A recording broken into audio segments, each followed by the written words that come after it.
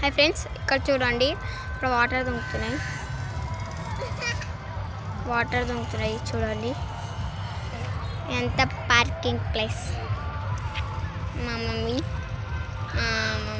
మా అమ్మమ్మ, మా తాత వాళ్ళ చెల్లెలు, మా పాప, మా చెల్లె చిన్నారి. హాయ్ చెప్పు. ఇక్కడ జైంట్ వీల్ ఉంది చూడండి, తిరుగుతుంది జైంట్ వీల్. మీ అంతా పార్కింగ్ ప్లేస్.